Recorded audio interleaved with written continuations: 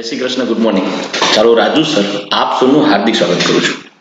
દીકરાઓ, અત્યારે આપણે mainly chapter number reduction chapter number 8 નો અભ્યાસ કરી રહ્યા છીએ અને ચેપ્ટર નંબર 3 પૂર્ણ કરી ગયા। પરંતુ આજે આપણે ચેપ્ટર નંબર 3 એટલે કે તત્વોનું વર્ગીકરણ અને તેના ગુણધર્મોની આવર્તિતા, આ પોઈન્ટ માટે થોડા ઇમ્પોર્ટન્ટ પોઈન્ટ્સ જોવાના છે, એટલે મેં આ રીતે તમને વિડીયો બનાવી અને આ લેક્ચર આજે મોકલેલો છે। એટલે હું આ લેક્ચરની અંદર તમને થોડા ઇમ્પોર્ટન્ટ પોઈન્ટ્સને ઇઝીલી યાદ રાખવાના છે, અમુક જે ટ્રીક છે એને યાદ રાખવાની છે। એના માટે હું તમને આજે અમુક મુદ્દાઓ કહીશ, એ ભણાવીશ, એ તમારે ધ્યાનથી સમજવાના છે, એમસીક્યુ માટે કામ આવશે। તો સૌથી પહેલો જે મુદ્દો છે, એ પહેલા મુદ્દા ઉપર આપણે આગળ વધીએ તો સૌથી પહેલો પોઈન્ટ આપણે લેશું કે આવર્ત કોષ્ટકમાં સમૂહમાં ઉપરથી નીચે તરફ જઈએ અને આવર્તમાં ડાબી બાજુથી જમણી બાજુ જઈએ ત્યારે તેના ગુણધર્મોમાં અમુક ફેરફાર જોવા મળે છે। એ કયા ફેરફાર છે, એ ફેરફારનો અભ્યાસ કરવાનો છે। એટલે મેં શું કર્યું છે, અત્યારે પહેલા ઓલરેડી આ પીપીટી ની અંદર આવર્ત કોષ્ટકમાં ડાબી બાજુથી જમણી બાજુ તરફ જઈએ, જો તમે જોઈ શકો છો ડાબી બાજુથી જમણી બાજુ તરફ જઈએ તો બેરેલિયમ, બોરોન, એમાં અહીંયા તમને જે પરમાણુ ક્રમાંક આપેલા, જેમ કે બેરેલિયમનો પરમાણુ ક્રમાંક છે 4, બોરોનનો 5 છે, કાર્બન 6, નાઇટ્રોજનનો પરમાણુ ક્રમાંક 7, ઓક્સિજનનો 8, ફ્લોરિનનો 9 અને નિયોન જે નિષ્ક્રિય વાયુ છે જેનો પરમાણુ ક્રમાંક છે 10। દરેકે દરેક તત્વના ઇલેક્ટ્રોન રચનાઓ તમને દર્શાવી હતી। હિલિયમ નિષ્ક્રિય વાયુ 2s2 beryllium, helium 2s2 boron 2s2 carbon 2s2 nitrogen 2s2 oxygen 2s2 fluorine 2s2 neon. ત્યારે સૌથી સમૂહ નંબર 1 આવર્ત નંબર 2 નો તત્વ જે તમને લખી દીધો છે લિથિયમ, જેનો પરમાણુ ક્રમાંક છે 3। આના અનુસંધાને આ તમને નાના નાના જે આ કદ તમને દર્શાવે છે, પરમાણુની ત્રિજ્યા સમજી શકાય એના માટે મેં અહીંયા ટ્રાય કરી છે કે તમે પરમાણુ અને એની ત્રિજ્યાને સમજી શકો। રેડી? ચલો રેડી, તો આ પરમાણુ બતાવ્યા છે તમને। જ્યારે જેમ જેમ આવર્ત કોષ્ટકમાં ડાબી બાજુ જમણી બાજુ તરફ જાઓ તેમ તેમ કદમાં ઘટાડો થાય। તો અહીંયા જોઈ શકો છો કદમાં ઘટાડો થાય, પરમાણુ ત્રિજ્યામાં ઘટાડો થાય અને ઉપરથી નીચે તરફ આવો કદમાં વધારો થાય। અને ઉપરથી નીચે તરફ આવશો જેમ કદ વધશે તો એનું મુખ્ય કારણ છે, પરમાણુ ત્રિજ્યા વધવાનું મુખ્ય કારણ છે કે ભાઈ મુખ્ય ક્વોન્ટમાંક n માં વધારો થાય। બાહ્ય કક્ષાની તમે ઇલેક્ટ્રોન રચના જોશો તો ખ્યાલ આવશે, એમાં બાહ્ય કક્ષાની ઇલેક્ટ્રોન રચનામાં અંતિમ ઇલેક્ટ્રોન હોય સંયોજકતા કક્ષામાં એ અને કેન્દ્ર વચ્ચેનું અંતર વધારે હોય। જેમ ઇલેક્ટ્રોન અને કેન્દ્ર વચ્ચેનું અંતર વધારે હોય તેમ તેની પરમાણુ ત્રિજ્યા પણ વધારે કહેવાય અને એ ઇલેક્ટ્રોન મુક્ત કરવો સહેલો બને। આથી આવર્ત કોષ્ટકમાં કયા ગુણધર્મો ઉપરથી નીચે તરફ જઈએ કયા ફેરફાર થાય એ આપણે સમજવાના છે। સૌથી પહેલો પોઈન્ટ છે અને એ છે પરમાણુ ત્રિજ્યાનું અનુસંધાન। તો જોઈએ પરમાણુ ત્રિજ્યા।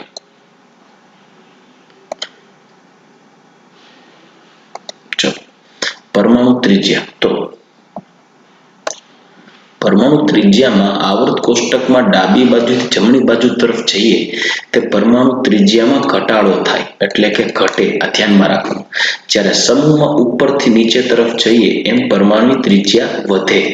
મતલબ જેમ જેમ, અને એનું મુખ્ય કારણ શું છે ભાઈ, તો આવર્ત કોષ્ટકમાં પરમાણુ ત્રિજ્યા ઘટે છે એનું કારણ તો બાહ્ય કક્ષા એકની એક રહે છે, પણ ઇલેક્ટ્રોનનો ઉમેરો થવાને કારણે યાદ રાખજો સ્ક્રીનિંગ અસર એ વધે અને જે ડિફેક્ટિવ વધે છે, ભણી ગયા આપણે। પણ જે ડિફેક્ટિવનો જો વધારો છે, અસરકારક કેન્દ્રીય ધનભારની પ્રબળતા છે એનો વધારો છે તીવ્ર છે। રેડી? આથી આવર્ત કોષ્ટકમાં ડાબી બાજુ જમણી બાજુ જઈએ તો પરમાણુ ત્રિજ્યા વધે, ડાબી બાજુ જમણી બાજુ પરમાણુ ત્રિજ્યા ઘટે અને ઇવન ઉપરથી નીચે આવો તેમ પરમાણુ ત્રિજ્યા વધે। રેડી? ડાબી બાજુ જમણી બાજુ જાઓ પરમાણુ ત્રિજ્યા ઘટે, ઉપરથી નીચે તરફ જાઓ એમ પરમાણુ ત્રિજ્યા વધે। રેડી? ચાલો નેક્સ્ટ આગળ પોઈન્ટ જોઈએ। હવે સ્ક્રીનિંગ અસરની વાત કરીએ। સ્ક્રીનિંગ અસર, જેમ જેમ ઇલેક્ટ્રોનની સંખ્યા વધતી જાય એમ સ્ક્રીનિંગ અસર વધે। આવર્ત કોષ્ટકમાં ડાબી બાજુ જમણી બાજુ જાઓ એમ ઇલેક્ટ્રોન વધે એટલે સ્ક્રીનિંગ અસર એ વધે અને ઉપરથી નીચે તરફ જાઓ એમ બાહ્ય કક્ષાનો ક્રમ વધતો જાય।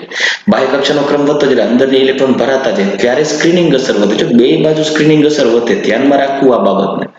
પણ અહીંયા ખાસ એ મુદ્દો એ છે કે જેટલી સ્ક્રીનિંગ અસર વધે વધારા કરતા, સ્ક્રીનિંગ અસરના વધારા કરતા જે ડિફેક્ટિવનો વધારો ઊંચો હોય છે એટલે એ વધારો થાય જેને કહેવાય ને કે Z ઇફેક્ટિવ જેટલું વધે એટલી સ્ક્રીનિંગ અસર ન વધે. એટલે આવક કોષ્ટકમાં ડાબી બાજુ જમણી બાજુ જાઓ ને Z ઇફેક્ટિવ વધારે અસરકારક અને Z ઇફેક્ટિવને અસરકારકતાને કારણે બાહ્ય કક્ષાનું ઇલેક્ટ્રોન કેન્દ્ર તરફ વધુ આકર્ષાય.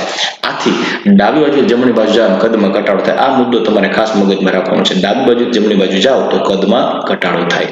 ઓકે, ચલો તો એક આ તમે રીઝન આઈ હોપ સમજી ગયા છો. બરાબર, હવે નેક્સ્ટ પોઈન્ટ લઈએ. ચલો, Z ઇફેક્ટિવ ડાબી બાજુથી જમણી બાજુ જાઓ ને એમ Z ઇફેક્ટિવ વધે છે, તીવ્ર વધારો થાય એટલે કદમાં સારો એવો ઘટાડો થાય. જ્યારે ઉપરથી નીચે તરફ આવો ને એમ Z ઇફેક્ટિવ નીચે તરફ આવો ને એમ અમુક સમય સુધી Z ઇફેક્ટિવ જેમ ઘટાડો થવો જેમ થાય પછી અચળ રહે. ઓલમોસ્ટ તમે એમ કહી શકો જનરલી તમે નોર્મલ ટ્રેન્ડ પ્રમાણે હાલો ને તો એમ થાય કદ વધે તો ઇલેક્ટ્રોન કેન્દ્રથી દૂર જાય એટલે કેન્દ્રથી ઇલેક્ટ્રોન દૂર જાય એટલે ઇલેક્ટ્રોન કેન્દ્ર તરફથી આકર્ષણ બળ ઘટી જાય એટલે અસરકારક કેન્દ્રીય ધનભાર ઘટવો જેમાં વાત સાચી છે પણ છેલ્લા 3 આવર્તની વાત કરીએ ને તેમાં Z ઇફેક્ટિવ ઓલમોસ્ટ સિમિલર રહે છે. એટલે આના માટે તમે એવું કહી શકો Z ઇફેક્ટિવ ઓલમોસ્ટ અચળ રહે ઉપરથી નીચે તરફ જાવ. આ ધ્યાનમાં રાખજો.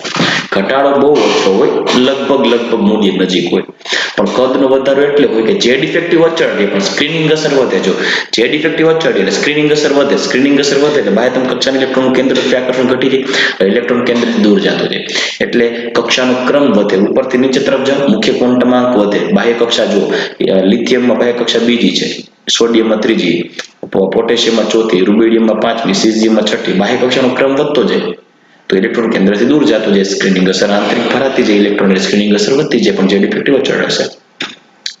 ફર્સ્ટ આયોનાઇઝેશન એન્થાલ્પી, પ્રથમ આયનીકરણ એન્થાલ્પી ડાબી બાજુ જમણી બાજુ જાઓ તો શું થાય? વધે. જ્યારે ઉપરથી નીચે તરફ જાઓ કદના વધારાને કારણે આયનીકરણ એન્થાલ્પીના મૂલ્યમાં શું થાય? ઘટાડો થાય, ઘટે.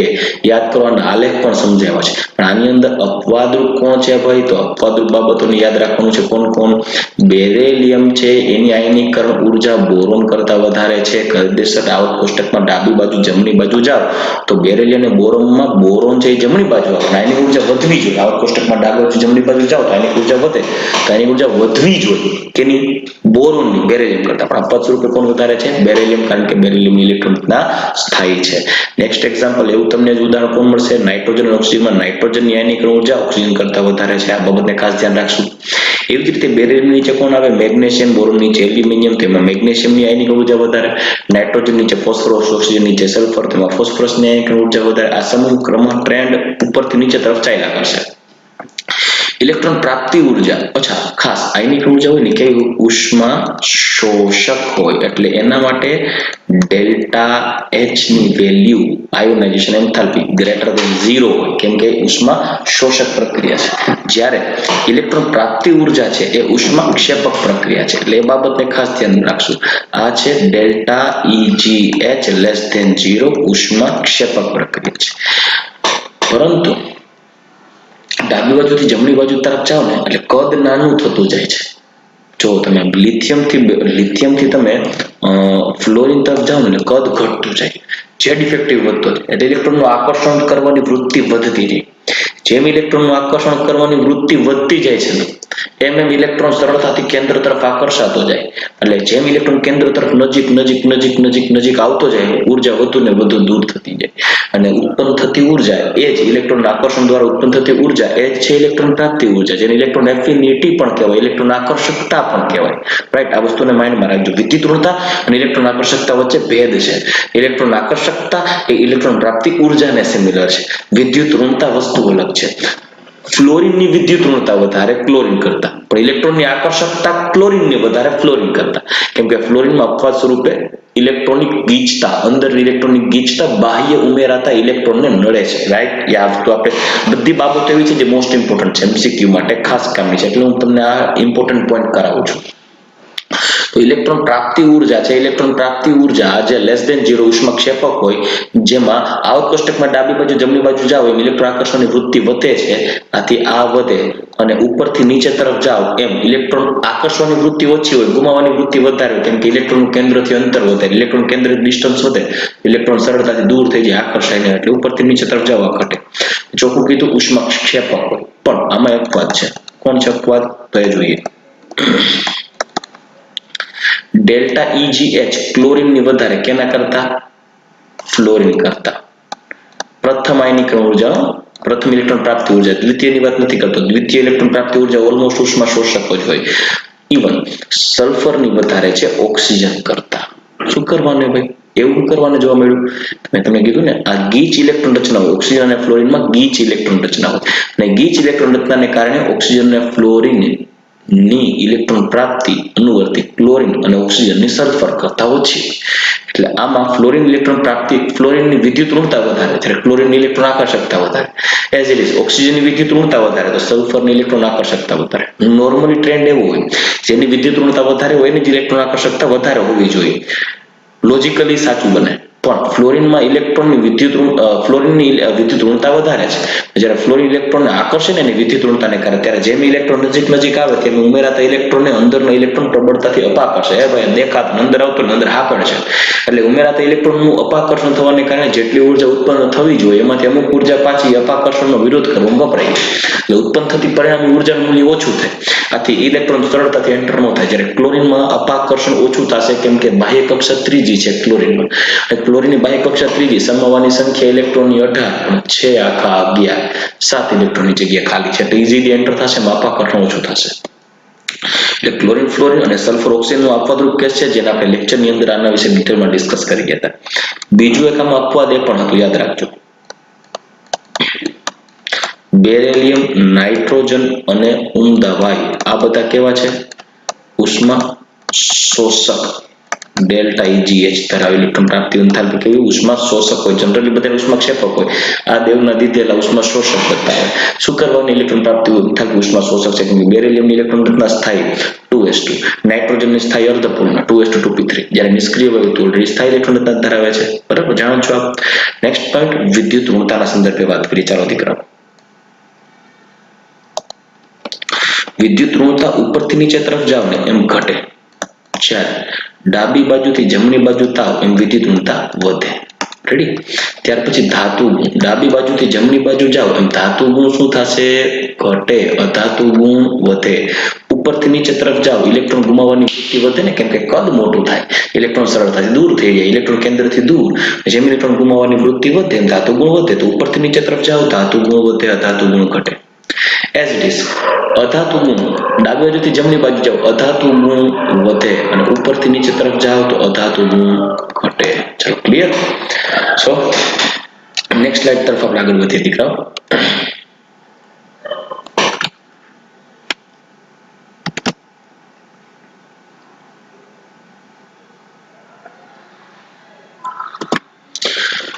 હજી આગળ વધીએ. ઓક્સિડેશન કરતા ગુણધર્મ જોઈએ, રિડક્શન કરતા ગુણધર્મ જોઈએ, હાઇડ્રોજન યુક્ત સંયોજનની એસિડિકતા, ઓક્સાઇડ હાઇડ્રોક્સાઇડની એસિડિકતા. સૌથી પહેલા ઓક્સિડેશન કરતા ગુણની વાત કરીએ.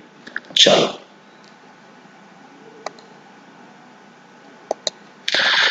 દીકરાઓ, ઇલેક્ટ્રોન વિદ્યુત ઋણતા જેમ જેમ કોઈ પણ તત્વ ઇલેક્ટ્રોનને પ્રબળતાથી આકર્ષે ને એમ સામેવાળાનું ઇલેક્ટ્રોન સરળતાથી કાઢી નાખે. સામેવાળાનું ઇલેક્ટ્રોન કાઢી નાખે એટલે સામેવાળાનું તો ઓક્સિડેશન થઈ જાય. તો જે આ ભાઈ કે જે ઇલેક્ટ્રોનને પ્રબળતાથી આકર્ષે છે એ ઓક્સિડેશન કરતા તરીકે વર્તે. એટલે વિદ્યુત ઓક્સિડેશન કરતા આવકમાં ડાબી બાજુ જમણી બાજુ જાઓ એમ ઇલેક્ટ્રોન આકર્ષવાની વૃત્તિ વધે. સાંભળજો, ઇલેક્ટ્રોન આકર્ષવાની વૃત્તિ વધે. અને ઇલેક્ટ્રોન આકર્ષવાની વૃત્તિ વધે એટલે રિડક્શન પામવાની વૃત્તિ વધે. કેમ કે ઇલેક્ટ્રોન આકર્ષવાની વૃત્તિ વધે તો રિડક્શન પામવાની વૃત્તિ વધે, કેમ કે ઇલેક્ટ્રોનને મેળવવા કરવાની હોય. અને રિડક્શન પામવાની વૃત્તિ વધે તો ઓક્સિડેશન કરતા ગુણ વધે. આ યાદ રાખજો. આવક કોષ્ટકમાં ડાબી બાજુ જમણી બાજુ જાઓ, ઓક્સિડેશન કરતા ગુણધર્મમાં વધારો થાય. જ્યારે સમૂહમાં ઉપરથી નીચે તરફ જાઓ એમ ઓક્સિડેશન કરતા ગુણ ઘટે, કેમ કે ઇલેક્ટ્રોનનું કદ વધે, પરમાણુનું કદ વધે. જેમ પરમાણુનું કદ વધશે એમ ઇલેક્ટ્રોન કેન્દ્રથી દૂર જાય. ઇલેક્ટ્રોન કેન્દ્રથી દૂર જાય ઇલેક્ટ્રોનને આકર્ષવાની વૃત્તિ ઓછી થાય, ઉલટાની ગુમાવવાની વૃત્તિ વધી જાય. અને ગુમાવવાની વૃત્તિ વધી જાય તો ઓક્સિડેશન પામવાની વૃત્તિ વધે. અને ઓક્સિડેશન પામવાની વૃત્તિ વધે તો આપ સમજી શકો છો, ઓક્સિડેશન પામવાની વૃત્તિ વધે તો રિડક્શન કરતા ગુણધર્મ વધે, ઓક્સિડેશન કરતા ગુણધર્મ ઘટે, કેમ કે ઇલેક્ટ્રોન ગુમાવે છે, ઇલેક્ટ્રોન મેળવવાની વૃત્તિ ઓછી હોય. રાઈટ. તો જેમ ઉપરથી નીચે આવો કદ વધતું જાય, પરમાણુનું કદ વધે, એમ ઇલેક્ટ્રોન કેન્દ્રથી દૂર હોય એટલે આકર્ષણ બળ ઘટે અને ઇલેક્ટ્રોનનું આકર્ષણ ઘટે તો રિડક્શન પામવાની વૃત્તિ ઓછી હોય એટલે ઓક્સિડેશન કરતા ગુણ ઘટે. તો ઓક્સિડેશન કરતા ગુણ ઉપરથી નીચે આવે એમ ઘટે. રિડક્શન કરતા ગુણ ડાબી બાજુ જમણી બાજુ જાઓ તો રિડક્શન પામવાની વૃત્તિ વધે તો રિડક્શન કરતા ગુણ ઘટે, કારણ કે ઇલેક્ટ્રોન આકર્ષણની વૃત્તિ વધે. જો ઇલેક્ટ્રોન આકર્ષણની વૃત્તિ વધે અને ઇલેક્ટ્રોન આકર્ષણની વૃત્તિ વધે એટલે રિડક્શન પામવાની વૃત્તિ વધે. જો રિડક્શન કરતા ગુણ ન વધે, રિડક્શન પામવાની વૃત્તિ વધે, ઓક્સિડેશન કરતા ગુણ ઘટે તો રિડક્શન કરતા ગુણ ઘટે. કેમ કે રિડક્શન કરતા અને ઓક્સિડેશન કરતા એકબીજાના ઓપોઝિટ હોય દીકરાઓ. જેનો ઓક્સિડેશન કરતા ગુણધર્મ વધારે હોય એનું રિડક્શન કરતા ગુણધર્મ ઓછું હોય. તમે જોઈ શકો છો આવર્ત કોષ્ટકમાં તમે ડાબી બાજુથી જમણી બાજુ જાઓ છો તો ઓક્સિડેશન કરતા ગુણ વધે છે તો રિડક્શન કરતા ગુણ ઘટે. સમૂહમાં ઉપરથી નીચે તરફ આવો છો એમ ઓક્સિડેશન કરતા ગુણ ઘટે તો રિડક્શન કરતા ગુણ વધે. ચાલો રેડી. હવે હાઇડ્રોજન સંયોજનની એસિડિકતા, એક વસ્તુ યાદ રાખજો, એસિડિકતા માટે જવાબદાર શું? કોઈ પણ એક તત્વ છે H એ A સાથે જોડાયેલ છે, જો અહીંયાથી H સરળતાથી દૂર થઈ જાય બોન્ડ તોડીને તો એ એસિડિક બને. હવે જેટલો સરળતાથી H દૂર થાય એટલી એસિડિકતા વધારે. આવર્ત કોષ્ટકમાં ડાબી બાજુથી જમણી બાજુ જાઓ ને એમ હાઇડ્રાઇડની એસિડિકતા વધે. સાંભળજો, હાઇડ્રાઇડની એસિડિટી વધે. તમને એમ થાય સર કાર્બનથી ફ્લોરિન બાજુ જાઓ, હાઇડ્રોજન સાથે જોડાયેલ હોય તો ફ્લોરિનનું કદ તો નાનું હોય તો હાઇડ્રોજન અને ફ્લોરિન વચ્ચેનું બંધ લંબાઈ તો ટૂંકી થાય, તો બંધ તોડવો અઘરો થાય તો હાઇડ્રોજન સરળતાથી કઈ રીતે મુક્ત થાય? કાયદેસર ત્યાં ધ્રુવીયતા અસર કરે. આ પોઈન્ટ ઉપર આપણે ડિટેલમાં ડિસ્કસ પી બ્લોકમાં કરશું. ક્યાં કરશું? પી બ્લોકમાં. એટલે ડોન્ટ વરી, ડિટેલમાં સમજાવીશ. અત્યારે તમારે એટલું યાદ રાખવાનું છે આવકમાં ડાબી બાજુ જમણી બાજુ જાઓ એસિડિકતા વધે છે, કારણ કે બંધમાં ધ્રુવીયતા વધતી હોવાથી બંધ નબળો પડતો જાય. કેમ કે કાર્બન અને હાઇડ્રોજન જેમ કે C6 હોય તો હું અહીંયા લઈ લઉં CH4 ઇન કેસ માની લ્યો, અહીંયા લઈ લઉં NH3, અહીંયા લઈ લઉં H2O અને અનુવર્તી હાઇડ્રેટ, અહીંયા લઈ લઉં HF. તો આમાં સૌથી વધુ ધ્રુવીયતા કેમાં જોવા મળે? જેમાં બે પરમાણુ વચ્ચે વિદ્યુત ઋણતાનો તફાવત મોટો હોય. તો કાર્બન અને હાઇડ્રોજન કરતા નાઇટ્રોજન અને હાઇડ્રોજનમાં વિદ્યુત ઋણતાનો તફાવત મોટો હોય. નાઇટ્રોજન હાઇડ્રોજન કરતા ઓક્સિજન હાઇડ્રોજનમાં વિદ્યુત ઋણતાનો તફાવત મોટો હોય. અને ઓક્સિજન હાઇડ્રોજન કરતા હાઇડ્રોજન અને ફ્લોરિનમાં વિદ્યુત ઋણતાનો તફાવત મોટો હોય. તો જેમ બે પરમાણુ વચ્ચે વિદ્યુત ઋણતાનો તફાવત વધે એમ બંધ બને ધ્રુવીય. જેમ બંધ ધ્રુવીય બને એમ નબળો પડે, અને જેમ નબળો પડે તેમ H ઝડપથી દૂર થઈ જાય. જેમ H ઝડપથી દૂર થાય એસિડિકતા વધે. તો હાઇડ્રેટની એસિડિકતા એટલે વધે, આવર્ત કોષ્ટકમાં ડાબી જમણી બાજુ જાઓ શું વધે? ધ્રુવીયતા, બંધની ધ્રુવીયતા વધે. અને બંધની ધ્રુવીયતા વધે તો એસિડિકતા વધે. ફોર એક્ઝામ્પલ મિથેન હોય એના કરતા વધુ એસિડિક હોય NH3, એના કરતા વધુ એસિડિક હોય H2O, એના કરતા વધુ એસિડિક હોય HF. એ જ વસ્તુ હાઇડ્રોજન યુક્ત સંયોજન ઉપરથી નીચે આવો ને એમાં એસિડિકતા વધે. કેમ ભાઈ? કે ઉપરથી નીચે આવો ને એમ પરમાણુનું કદ વધતું જાય. જો પરમાણુ કદ વધતું જાય તો હું અહીંયા ઉપરથી નીચે આવું તો જેમ ઉપરથી નીચે આવું કદ વધે તો હાઇડ્રોજનનું કદ બધા સરખું હોય, પણ પરમાણુ જે મૂળભૂત પરમાણુ હોય, લાઈક હું તમને એક્ઝામ્પલ આપું આના માટે, NH3, PH3, ASH3 અને SbH3 ઉપરથી નીચે આવો તો નાઇટ્રોજનના કદ કરતા ફોસ્ફરસનું કદ મોટું, એના કરતા આર્સેનિકનું કદ મોટું, એના કરતા Sb એન્ટીમોનીનું કદ મોટું. જેમ પરમાણુનું કદ મોટું થાય એમ એ પરમાણુના કેન્દ્ર અને હાઇડ્રોજન વચ્ચેનું અંતર વધે. જેમ અંતર વધશે એટલે ત્યાં થોડી ઘણી તો ધ્રુવીયતા હોય પણ સાથે અંતરનો વધારો જબરજસ્ત થાય. કેમ કે કદ જબરજસ્ત વધે, ઉપરથી નીચે આવો ને કક્ષાનો ક્રમ જ વધતો જાય. પરિણામ એવું થાય કે બંધ લંબાઈ એટલી વધે ને કે હાઇડ્રોજન તોડવો સહેલો, એટલે અહીંયાથી હાઇડ્રોજન ઇઝીલી રિલીઝ થઈ જાય. ઉપરથી નીચે આવો ને પરમાણુના કદમાં વધારો થતો હોવાથી એસિડિક ગુણધર્મ વધે. તો અહીંયા પણ લખી શકાય એસિડિટી વધે. તો આમાં એસિડિકતાની વાત કરીએ ને તો ક્રમશઃ એસિડિકતા માટેની સિક્વન્સ MCQ માટે કામ આવશે બેટા. હું અહીંયા એસિડિકતા લખું ને તો NH3 કરતા PH3 ની એસિડિકતા વધારે, એના કરતા ASH3 ની વધારે, એના કરતા SbH3 ની વધારે. હજી એક એક્ઝામ્પલ એ ચાલો, H2O કરતા H2S વધારે એસિડિક હોય, H2S કરતા H2Se વધારે એસિડિક હોય, H2Se કરતા H2Te વધારે એસિડિક હોય. ચાલો અહીં ગેપ પાડી કરી ખબર પડે. તો ઓક્સાઇડ અને હાઇડ્રોક્સાઇડની એસિડિકતાની વાત કરીએ તો દીકરાઓ યાદ રાખજો, एक पॉइंट तमने याद रखावो अत्यारे जो के हूँ रेडॉक्समां ए पॉइंट लई शकते એટલે કોઈ ડોન્ટ વરી તે કોઈ ડિસ્કસ કરું છું છતાં પણ ધાતુના ઓક્સાઇડ અને હાઇડ્રોક્સાઇડ સ્વભાવે બેઝિક હોય અહીંયા લખું છું ધાતુના ઓક્સાઇડ અને હાઇડ્રોક્સાઇડ બેઝિક હોય અને અધાતુના ઓક્સાઇડ અને હાઇડ્રોક્સાઇડ એસિડિક હોય આ મુદ્દાને ધ્યાનમાં રાખજો ધાતુના ઓક્સાઇડ અને હાઇડ્રોક્સાઇડ સ્વભાવે બેઝિક હોય અધાતુના ઓક્સાઇડ અને હાઇડ્રોક્સાઇડ સ્વભાવે એસિડિક હોય સોરી ભૂસાઈ ગઈ ભૂલથી હવે જો આવર્ત કોષ્ટકમાં ડાબી બાજુથી જમણી બાજુ જાઓ તો આગળની સ્લાઇડમાં આપણે જોઈ ગયા આવર્ત કોષ્ટકમાં ડાબી બાજુ જમણી બાજુ જાઓ છો ને એમ વિદ્યુત ઋણતા શું સોરી ધાતુ ગુણધર્મ શું થાય ડાબી બાજુ જમણી બાજુ જાવ ઘટે અને અધાતુ ગુણ શું થાય છે વધે છે રેડી આપણે જોઈ ગયા આવર્ત કોષ્ટકમાં ડાબી બાજુથી જમણી બાજુ જાઓ ધાતુ ગુણ ઘટે અધાતુ ગુણ વધે ઉપરથી નીચે તરફ આવો છો એમ ધાતુ ગુણ ઉપરથી નીચે વધે અને અધાતુ ગુણ ઉપરથી નીચે ઘટે જો આ મુદ્દાઓ જોઈએ આને આધારે એનો એસિડિક નેચર અને બેઝિક નેચર ઓક્સાઇડ માટે વાત કરીએ તો જો આવર્ત કોષ્ટકમાં ડાબી બાજુ જમણી બાજુ જઈએ બરાબર તો શું થશે તો કે ભાઈ ઓક્સાઇડ કે હાઇડ્રોક્સાઇડની એસિડિટી હવે જો એસિડિકતાની વાત કરીએ ને તો ધાતુ ગુણ આવર્ત કોષ્ટકમાં ડાબી બાજુ જમણી બાજુ જાવ ધાતુ ગુણ ઘટે અને અધાતુ ગુણ વધે હવે તમે જુઓ ડાબી બાજુ જમણી બાજુ જાઓ ધાતુ ગુણ ઘટે ને અધાતુ ગુણ વધે અધાતુના ઓક્સાઇડ સ્વભાવે કેવા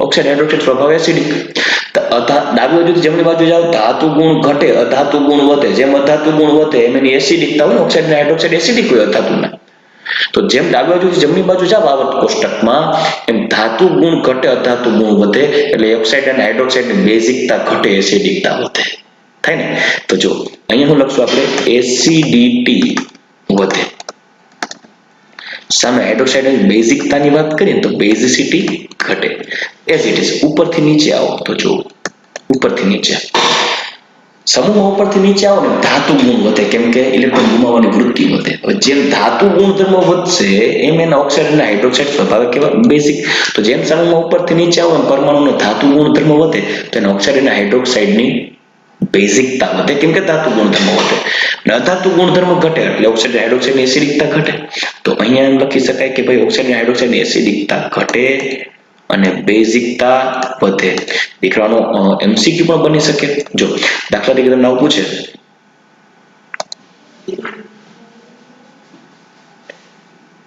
આવું હોય કે K2O Al2O3 MgO આવું હોય તો આ ત્રણમાં વધારે બેઝિક કોણ તો K2 કેમ કે ધાતુ ગુણધર્મ વધારે છે આવર્ત કોષ્ટકમાં ક્યાંય હોય ડાબી બાજુ આવ્યો જો અહીંયા છે બરાબર એના પછી ધાતુ ગુણધર્મ કેનો હોય તો કે એના પછી હોય MgO સૌથી ઓછો આવે Al2O3 આ રીતે તમે ધાતુ ગુણધર્મ ડિસાઈડ કરી શકો ઓક્સાઇડ સંયોજનમાં ધાતુ અને અધાતુ જાણતા હોય તો તમે કોઈ પણ ધાતુ અધાતુની એસિડિકતા કે બેઝિકતાના ક્રમમાં એરેન્જ કરી શકો છો કોઈ પણ તમારે ખાલી જોવાનું હોય કે ધાતુ ગુણધર્મ અને અધાતુ ગુણધર્મ કેનો વધારે અને કયા મુદ્દાને આધારે પકડી શકો આ કોષ્ટકમાં ડાબી બાજુથી જમણી બાજુ જાઓ ધાતુ ગુણધર્મ ઘટે અધાતુ ગુણધર્મ વધે ઉપરથી નીચે આવો ત્યારે ધાતુ ગુણધર્મ વધે અધાતુ ગુણધર્મ ઘટે રેડી તો હવે નેક્સ્ટ મુદ્દો આગળ વધારીએ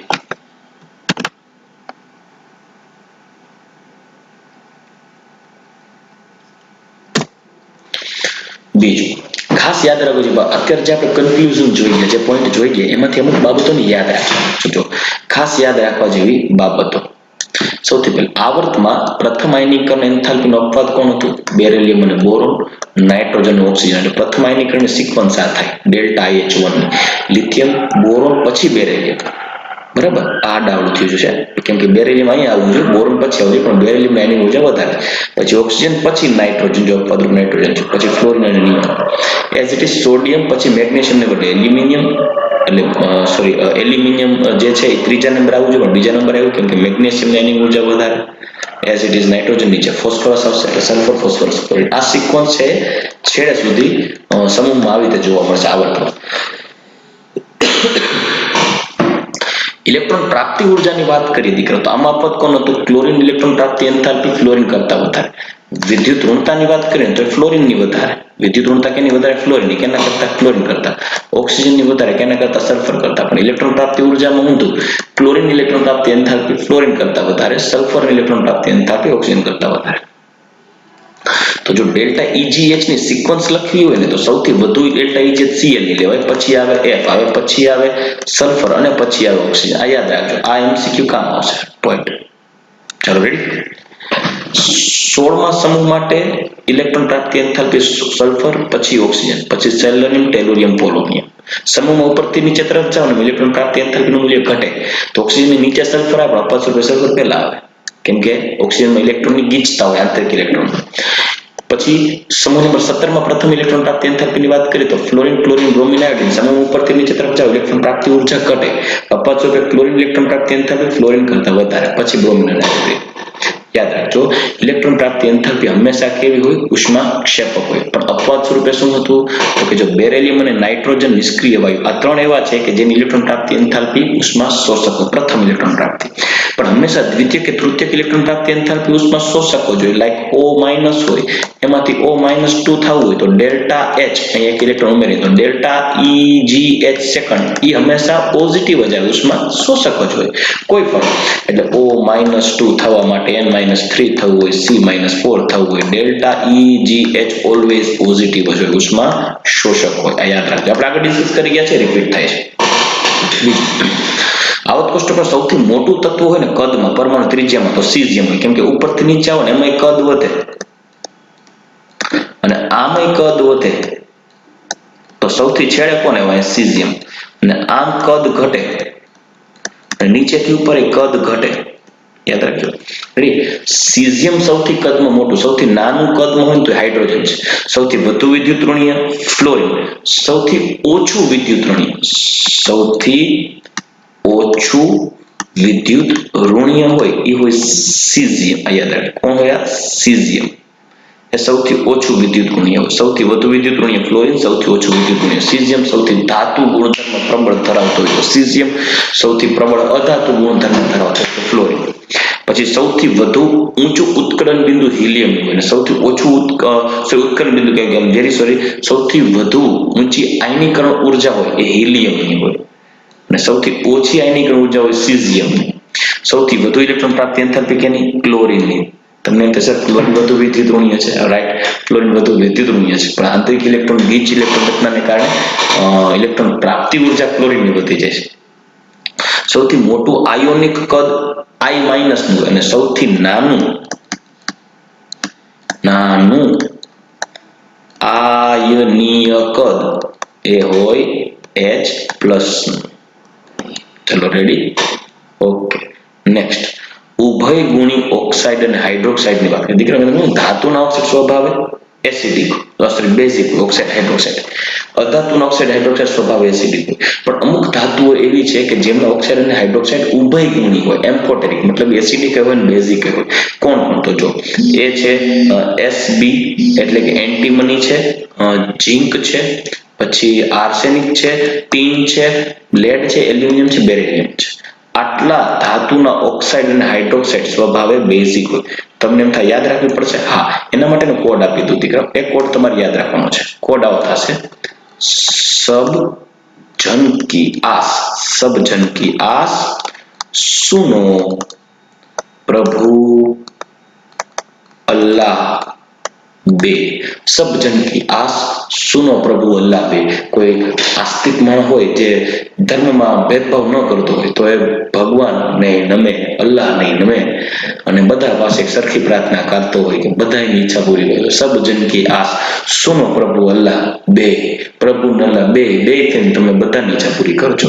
બરાબર. મારા બધા વિદ્યાર્થીઓ નીટમાં સારામાં સારા માર્ક્સ લઈ અને MBBSમાં એડમિશન મળે એવી બધાની ઈચ્છા પૂરી થાય એવી પ્રાર્થના કરીએ. સબઝનકી આસ સુનો પ્રભુ અલ્લાહ બે. સબ એટલે Sb, જન એટલે Zn, ઝિંક, કી આસ આર્સેનિક, સુનો એસએન, ટીન, પ્રભુ Pb, લેડ અલ્લાહ Al એલ્યુમિનિયમ અને બે Be બેરિલિયમ. રેડી. તો એવા તત્વો છે, ઉભયગુણી તત્વો છે કે જેમના ઓક્સાઇડ હાઇડ્રોક્સાઇડ સ્વભાવે બેઝિક હોય. સૌથી નાનામાં નાનું આવર્ત પહેલું આવર્ત, અતિ ટૂંકું આવર્ત જેને કહે જેમાં માત્ર બે જ તત્વો. સૌથી લાંબો આવર્ત જેને કહે મોટા મોટો આવર્ત મેક્સિમમ એલિમેન્ટ હોય એ હોય આવર્ત નંબર 32, એટલે કે મોટા મોટો 32. છઠ્ઠો આવર્ત છે 32 તત્વો, સાતમો અધૂરો છે. એમાં 32 તત્વોને કારણે એમાં લેન્થેનોઇડ તત્વોની એન્ટ્રી થઈ જાય. સૌથી લાંબો સમૂહ હોય તો એ 3B એટલે ત્રીજો સમૂહ, લેન્થેનમ એક્ટિનિયમ. બરાબર, જો સ્કેન્ડિયમ, યટ્રિયમ, લેન્થેનમ, એક્ટિનિયમ. લેન્થેનમની બાજુમાં 14 લેન્થેનોઇડ અને એક્ટિનિયમની બાજુમાં 14 એક્ટિનોઇડ્સ આવે. થોરિયમથી લોરેન્સિયમ. લેન્થેનમમાં લેન્થેનોઇડ્સ હોય એની બાજુમાં 9 હોય. સીરિયમથી લ્યુટેશિયમ. ટોટલ 28 F વિભાગના તત્વો ક્યાં હોય? ત્રીજા સમૂહ માટે. ટોટલ ત્રીજા સમૂહ 32 તત્વો થાય. સૌથી લાંબો સમૂહ હોય સમૂહ નંબર 3. સૌથી વધુ માત્રામાં જો વાયુ સ્વરૂપે રહેલા તત્વો હોય ને તો એ સમૂહ નંબર 18, બધા જ નિષ્ક્રિય વાયુ. રેડી? ચાલો દીકરાઓ, આ બધા જે પોઈન્ટ્સ આપણે જોઈ ગયા ખાસ એ પોઈન્ટ જે મેં તમને અત્યારે સમજાવ્યા ખાસ યાદ રાખવાની જરૂર છે. બરાબર, આ ત્રણ પોઈન્ટ્સને તમે ખાસ ઇમ્પોર્ટન્ટ છે, જે ક્વિક રિવિઝન માટે કામ આવશે આ ચેપ્ટરના વર્તે. બાકી આમાં ઘણા એવા પોઈન્ટ્સ છે કે જે આપણે ડિટેલમાં હજી બીજા એસ બ્લોક પી બ્લોકમાં જોશું ત્યારે ઘણા પોઈન્ટ્સને રિવાઇઝ પણ કરવાના થશે, ત્યારે પણ આપણે બધા પોઈન્ટ્સનો ઉલ્લેખ પણ કરશું. રેડી? ચાલો દીકરાઓ, આ એમાં ઇમ્પોર્ટન્ટ પોઈન્ટ છે એનો લેક્ચર પૂર્ણ કરીએ. પાછા જે નેક્સ્ટ લેક્ચરમાં આપણે પાછા મળશું. ચાલો દીકરાઓ, ગુડ બાય, ટેક કેર, જય શ્રી કૃષ્ણ.